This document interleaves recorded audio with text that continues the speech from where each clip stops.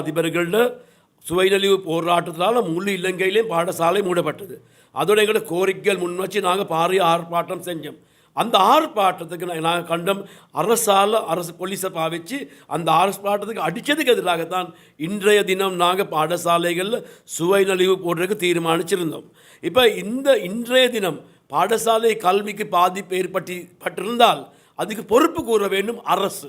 நாங்கள் பெற்றோருக்கு சொல்வோம். ஏன்னா நேற்றைய தினம் இந்த ஜனநாயக ரீதியாக செஞ்ச ஆர்ப்பாட்டத்துக்கு ஆசிரியர்களுக்கு அடித்து 2 ஆசிரியர் கண்ணுக்கு சிகிச்சை நடந்திருக்குது. கண் ஆஸ்பத்திரி கொழும்பில் ஏனையவர்கள் அவங்க சிகிச்சை எடுத்திருக்கிறாங்க வேறு ஆஸ்பத்திரிகளில். அப்போ அப்படி ஆசிரியர்களுக்கு அடித்ததுக்கு எதிராகத்தான் இன்று இந்த போராட்டம் நடந்துச்சு. அப்போ அதுக்கு பொறுப்பு கூறணும் அவங்க தான். அப்போ இந்த 2 நாள் நாங்கள் போராட்டம் செஞ்சு நாளைய தினம் நாங்கள் பாடசாலைகளுக்கு சேவைக்கு போக தான் எல்லா செயல்பாடும் நாங்கள் செஞ்சுருக்கோம். அது எங்களோட தீர்மானம். அடுத்த கட்ட செயல்பாடு நாளைய தினம் ஆசிரியர்கள் தொழிற்சங்க ஒன்றியம் சேர்ந்து பேசி நாங்கள் தீர்மானித்து நாங்கள் அறிவிப்போம்.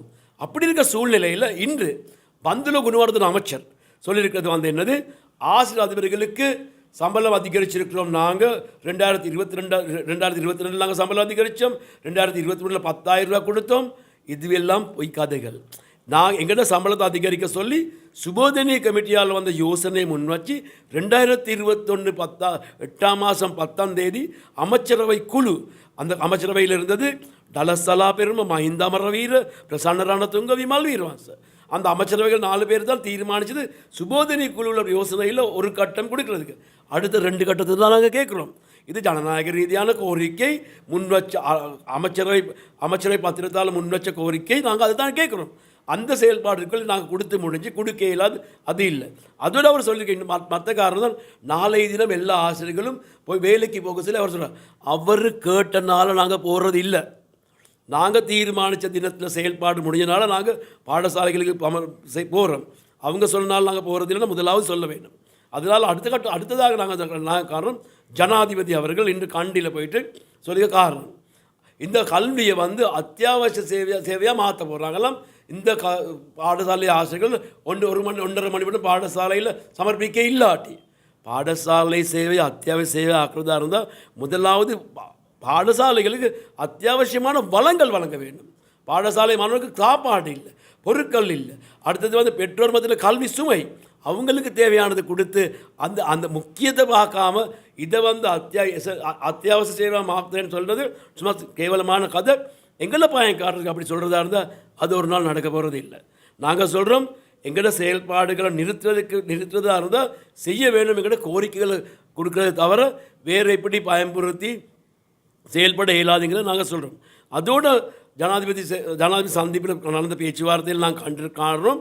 அவங்க சொல்கிறாங்க சிங்கள ஆசிரியர்கள் மட்டும்தான் இது செஞ்சுருக்கிறாங்க, மற்றவங்க யாரும் இது நடந்தில்லைங்கிறது சும்மா தமிழ் ஆட்கள் செய்யாத மாதிரி ஒரு கதை ஒன்று செய்கிறாங்க. இது பிழையான கதை, தவறான கதை ஒன்று. இந்த செயல்பாட்டில் முழு இலங்கையிலையும் வடக்கு கிழக்கு உட்பட முழு இலங்கையிலையும் ஆசிரியர்கள் ஒத்துமொத்தமாக செஞ்ச ஒரு செயல்பாடு தான் இது. இன்றைய தினமும் அப்படி தான் அது நடந்தது தவிர வேறொன்று. நாங்கள் இப்போ பேசுகிறது மட்டக்களப்பில் தான் பேசுவோம். அதனால் இந்த செயல்பாடு முழு இலங்கையில் நடந்த செயல்பாடு. இப்படி பிரிவினையை உருவாக்குறதுக்கான ஜனாதிபதி செயலகத்தால் இப்படி செய்வது அது ஒரு கேவலமான செயல்பாடாக தான் நாங்கள் காண்றோம். அதனால் நாங்கள் சொல்கிறோம், எங்களோட செயல்பாடு நாங்கள் முன்னெடுப்போம். இந்த செயல்பாடு நிறுத்துறதுக்கேலும் எங்களுக்கு எங்களோட கோரிக்கைகள் முன் வச்சா மட்டும்தான். அதோடு நாங்கள் சொல்கிறோம், இப்போ ஜனாதிபதி சொல்கிற கதை என்ன சொன்னால் இதை இந்த வருஷம் கொடுக்க இயலாது. இதுக்கு எங்களோட செயல்பாடுக்கு அவசியம் 46 பில்லியன்ட்டு கல்வி அமைச்சியாலே கணக்கு பார்த்துருக்குது. அப்போ எங்களுக்கு அந்த காசை கொடுக்குறதுக்கு காசு இல்லை. ஜனாதிபதிக்கு காசு 875 கோடி ரூபாய் ஒதுக்குறாங்க. அதுக்கு காசு இருக்குது. ஏன் அப்படி எப்படி நடக்குது? அதனால் அவங்க காட்டணும். அவங்க முதலாவது அவங்க காட்டணும், ப்ராக்டிஸ் கிடையாது. அதனால் நாங்கள் சொல்கிறோம், எங்களோட கோரிக்கைகளுக்கு தீர்வு வழங்க வேண்டும். அப்படி இல்லாத பட்சத்தில் ஆசிரியர் அதிபர் தொழிற்சங்கம் ஒன்றியம் என்ற வகையில் எங்களோட செயல்பாடுகள் நாங்கள் முன்னெடுப்போம்னு நாங்கள் உறுதியாக சொல்கிறோம்.